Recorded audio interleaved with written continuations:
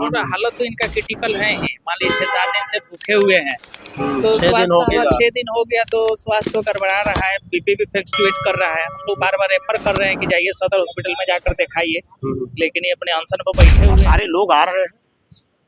हम आप लोग से सर सिर्फ एक ही बात कहेंगे कि सभी लोग हम लोग हजारीबाग के वासी हैं और हजारीबाग से प्रेम होना चाहिए। पैसा जरूरी चीज जरूर है, लेकिन पैसा ही सब कुछ है ऐसा नहीं है। और कम से कम पैसा कितना चाहिए? पैसा खाएंगे क्या ये नेता लोग? पैसा खाएंगे? अरे खाने के लिए तो वही दाल चावल खाना है। तो हमारा ये कहना है कि हजारीबाग को बचाइए, हजारीबाग के पर्यावरण को बचाइए, हजारीबाग के नौजवानों को बचाइए, हजारीबाग के बहुत ज़्यादा फ्लक्चुएट कर रहा है, वीकनेस भी बहुत ज़्यादा है इनको। हमारी मेडिकल टीम जो है इनको रेफर कर रही है सदर हॉस्पिटल जाने के लिए, लेकिन ये अमरन अनशन पर है 6 दिनों से लगातार। और स्वाभाविक है कि कोई भी आदमी जो है 6 दिनों से अगर भूखा रहेगा तो एनर्जी की तो पूरी लॉस होगी। ये देखते होंगे आए दिन अब हर जगह छोटे छोटे जो बच्चे हैं चरस अफीम बिक रहा है और बच्चे इस पर ग्रसित हो रहे हैं। उस अभिभावक का दर्द आपको लगेगा तो लगेगा कि हम हजारीबाग में रह रहे, जो यहाँ जनप्रतिनिधि है उनको ये मुद्दा उठाना चाहिए था, लेकिन वो कहीं न कहीं इस चीज पर ध्यान नहीं दे रहे। नमस्कार, मैं विशाल और आप देख रहे हैं जनता अदालत न्यूज। देखिए अभी हम लोग खड़ा हुए हैं अभी हजारीबाग डिस्ट्रिक्ट बोर्ड चौक पे, और आप लोग पीछे देख सकते हैं यहाँ पे 26 जनवरी 2025 से आमरण अनशन चल रहा है और अनिश्चितकालीन आमरण अनशन ये बैठे हुए हैं। और जो आमरण अनशन पे बैठे हुए हैं वो जिला कांग्रेस कमेटी हजारीबाग के लोग हैं और कुछ कई मांगे हैं इनका, और मांगे क्या है वो भी हम लोग जानने का कोशिश करेंगे। और सबसे पहले जानेंगे कि आमरण अनशन पर कौन बैठे हुए हैं। तो देखिए यहाँ पे अगर आमरण अनशन जो बैठे हुए हैं संजय कुमार तिवारी, और किन किन मांगों को लेकर के बैठे हुए हैं आइए हम लोग जानने का कोशिश करते हैं। आप बैठे हुए हैं सर आमरण अनशन पे?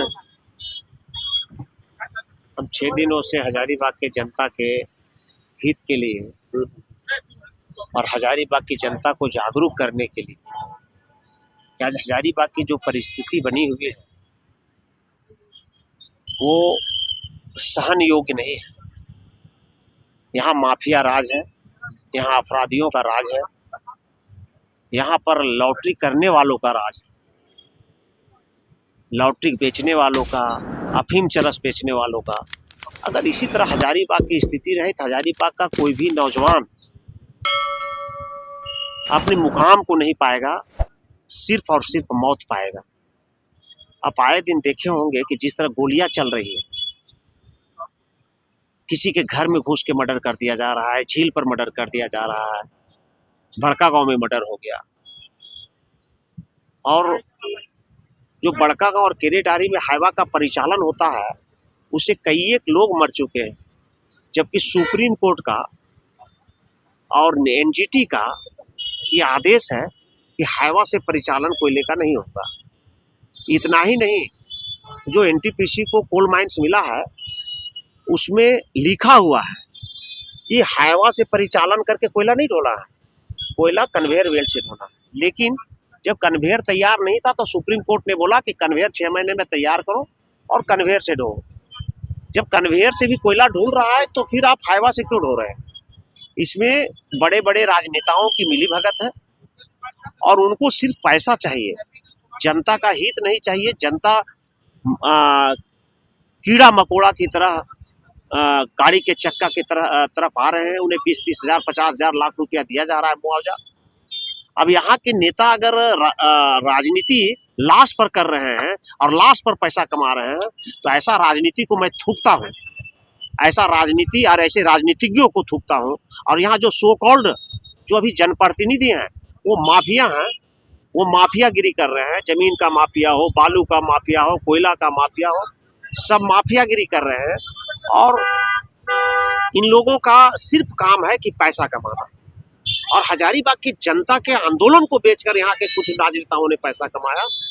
हम लोगों का जो वांट है, यहाँ वांट लिखा हुआ है, और हमारी वांट पर जिला प्रशासन जिस तरह से 2-3 दिनों से हमारे जिला अध्यक्ष और महानगर के अध्यक्ष अन्य सब महागठबंधन के साथी लोग बातचीत कर रहे हैं।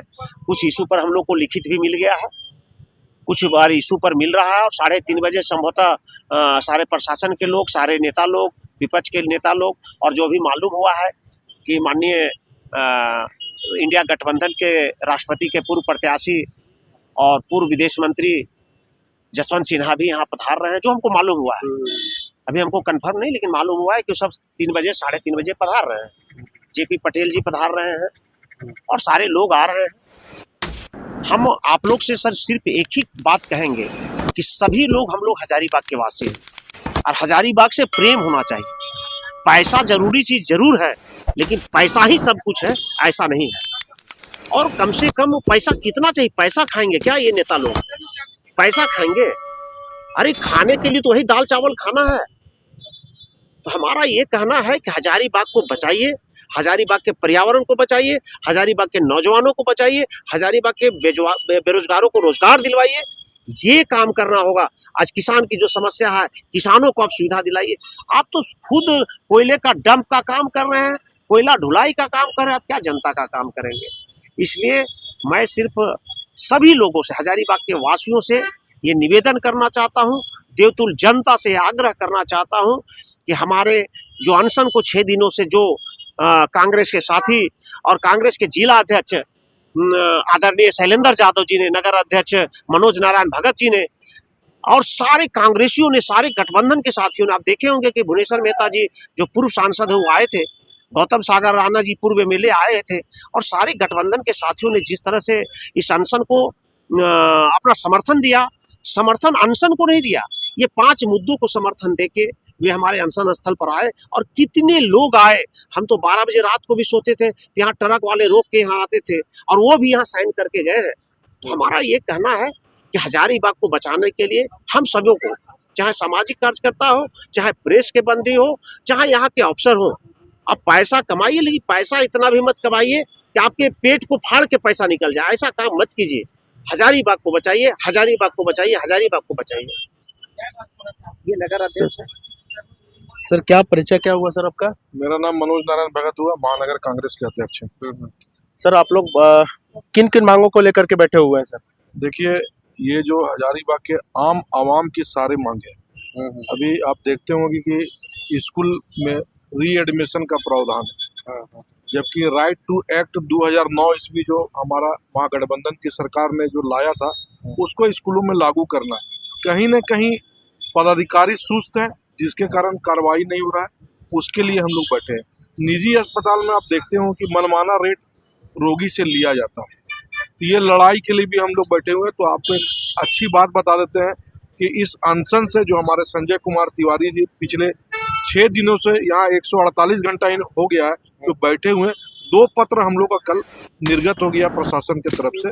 आगामी 4 तारीख को निजी स्कूल का राइट टू एक्ट लागू करने के लिए बैठक है और असैनिक चिकित्सा पदाधिकारी ने अपने यहाँ निजी अस्पताल वालों को बैठक के लिए, मनमाने फीस के लिए उनको बैठक के लिए बुलाया। बाकी जो मांगे हैं वो मांगे हम लोग को 2 दिन रेगुलर प्रशासन के पदाधिकारी, एसडीओ साहब, सीओ साहब, प्रशासन के पदाधिकारी के साथ बातचीत धरना स्थल, अनशन स्थल पर चल रहा है और उम्मीद है कि आज 3:30 बजे कुछ न कुछ इसका कंक्रीट निकल जाएगा। देखते हो कि आए दिन अब हर जगह छोटे छोटे जो बच्चे हैं, चरस अफीम बिक रहा है और बच्चे इसमें ग्रसित हो रहे हैं। उस अभिभावक का दर्द आपको लगेगा तो लगेगा कि हम हजारीबाग में रह रहे, जो यहाँ जनप्रतिनिधि है उनको ये मुद्दा उठाना चाहिए था, लेकिन वो कहीं न कहीं इस चीज पर ध्यान नहीं दे रहे। अगर वो भी सक्रिय हो जाते तो इस तरह हम लोग को यहाँ अनशन पर नहीं बैठना पड़ता। तो ये मुद्दा जनता का मुद्दा है और कांग्रेस के लोग, हमारे नेता, आदरणीय नेता राहुल गांधी कहते हैं कि डरो मत, लड़ो। तो हम लोग कांग्रेसी हैं। कुछ ऐसे भी अफसर हैं जो आरएसएस और भाजपा मानसिकता के हैं, जो हमारे लोकप्रिय महागठबंधन की सरकार, हेमंत सोरेन की सरकार को बदनाम करने के लिए भी इस तरह का कुचर रच रहे हैं। लेकिन हम लोग कांग्रेस और महागठबंधन के साथी उसको बर्दाश्त नहीं करेंगे। उसके लिए भी हम लोग धरना पर बैठे हैं कि वैसे अफसर को भी हम लोग को सही जगह पर लाना है और सही काम करना है। इसलिए हम लोग ये अनशन पर, जन मुद्दों पर हमारा संघर्ष जारी था, जारी है और जारी रहेगा। सत्य परेशान हो सकता है, पराजित नहीं। सच बोलना अगर बगावत है तो समझो हम भी बागी हैं। सर तो आज 6 दिन होने चला ये आमरण अनशन को, तो अभी तक कौन कौन अधिकारी, कौन पदाधिकारी की तरफ से आपको कुछ आश्वासन मिला है? हाँ, मैं तो आपको पता है पिछले 2 दिनों से यहाँ सदर जो अनुमंडल पदाधिकारी हैं वो धरना स्थल पर आ रहे हैं और हमारे सीओ साहब भी आ रहे हैं। डीसी से हम लोग का हमेशा फोन पर वार्तालाप है, एसी साहब से फोन पर वार्तालाप। 2 चिट्ठी शिक्षा पदाधिकारी की तरफ से और सिविल सर्जन की तरफ से 2 चिट्ठी निर्गत कर दिया गया। वो चिट्ठी हमारे पास आ गया है, लेकिन हमारी जो 3 मांगे हैं वो भी आज शाम को 3:30 बजे अभी हमको पता चला है कि पूर्व इंडिया गठबंधन के राष्ट्रपति के उम्मीदवार आदरणीय यशवंत सिन्हा जी, हम लोग के पूर्व झारखंड सरकार के मंत्री 4 बार के विधायक जेपी पटेल जी, गौतम सागर राणा जी, पूर्व सांसद भुवनेश्वर प्रसाद मेहता जी, हमारे जिलाध्यक्ष शैलेंद्र कुमार यादव की अध्यक्षता में ये सारा कार्यक्रम चल रहा है और जितने भी कांग्रेस महागठबंधन के साथी हैं वो सारे साथी 3:30 बजे पहुंचेंगे और इस अनशन पर प्रशासन के साथ अंतिम दौर की वार्ता होगी। चलिए, बहुत बहुत धन्यवाद। देखिए, सबसे पहले हम लोग अगर मांगे की बात करें यहाँ पे, तो यहाँ इनका जो निम्न मांगे हैं वो सबसे पहले अगर बात करें तो हजारीबाग जिले में आपराधिक घटनाओं के बढ़ोतरी के विरोध में पहला मांग इनका है। और दूसरा मांग अगर बात करें तो भवन परमंडल हजारीबाग के टेंडर घोटाले के खिलाफ में। और वहीं अगर तीसरे मांगों की बात करें तो डिस्ट्रिक्ट बोर्ड चौक पे अवस्थित जिला परिषद के बिल्डिंग में अवैध ढंग से चल रहे आरोग्यम हॉस्पिटल को अभी तक नहीं खाली करने के खिलाफ में। और चौथा मांग इनका है बड़कागांव और केरेडारी में पब्लिक कंसर्निंग रोड से हाईवे से कोयला ढुलाई करने के खिलाफ में। और अंतिम मांग जो इनका है निजी अस्पताल और निजी स्कूलों में मनमानी ढंग से फीस लेने के खिलाफ जिले के कुछ सरकारी पदाधिकारी जो आरएसएस और भाजपा मानसिक के हैं, वह झारखंड के महागठबंधन सरकार लोकप्रिय हेमंत सोरेन की सरकार को बदनाम करने की कोशिश कर रहे हैं। इस बात को हम किसी भी हालत में सहन नहीं कर सकते हैं। यही 5 मांग ये लोग जो है 5 मांगों को लेकर के आमरण अनशन पर बैठे हुए हैं। देखिए, यहाँ पे संजय कुमार तिवारी जी आमरण अनशन पर बैठे हुए हैं। उनको 6 दिनों से यहाँ पे बैठे हुए हैं। डॉक्टर साहब है वो, ये भी यहाँ पे सम्मिलित है। इनसे हम लोग जानेंगे कि क्या स्वास्थ्य व्यवस्था उनका, क्या अभी स्वास्थ्य हालत कैसा उनका। 6 दिनों से आमरण अनशन। मैं डॉक्टर सतेंद्र कुमार एएमसी कोरा में पोस्टेड हूँ और हालत तो इनका क्रिटिकल है ही। मान लीजिए 6-7 दिन से भूखे हुए हैं तो 6 दिन हो गया। 6 दिन हो गया तो स्वास्थ्य तो गड़बड़ा रहा है, बीपी भी फ्लक्चुएट कर रहा है। हम लोग बार बार रेफर कर रहे हैं कि जाइए सदर हॉस्पिटल में जाकर दिखाइए, लेकिन ये अपने अनशन पर बैठे हुए हैं, बोल रहे हैं कि नहीं जाएंगे। सलाइन वगैरह सब चीज का व्यवस्था हुआ है। टोटल जितना मेडिकल टीम है मेरा मैंने कंटिन्यू है, 1 मिनट हम लोग छोड़ के इधर उधर नहीं जा रहे हैं। उसके बावजूद भी हम लोग बोल रहे हैं कि जाइए अपना सदर हॉस्पिटल दिखाइए, लेकिन ये बोल रहे हैं कि ना हम यहीं रहेंगे, अभी हम कहीं नहीं जाएंगे। तो क्या लग रहा है सर, इस तरह का अगर रहा लगातार कितने दिनों तक ये रह सकते हैं इस तरह से? भाई तो हम कहेंगे लगातार तो ये बढ़िया रहे हमेशा जीवन भर, लेकिन कहने का मतलब है कि इस तरह का केस नहीं होना चाहिए। ज्यादा दिन भूखे रहेंगे तो इनका मेटाबॉलिज्म वीक होगा, वीकनेस होगा, तमाम तरह का परेशानी का सामना करना पड़ सकता है। इसलिए इनसे आग्रह है कि अपना जाकर सदर हॉस्पिटल में जो है एडमिट होकर अपना प्रॉपर ढंग से ट्रीटमेंट कराए।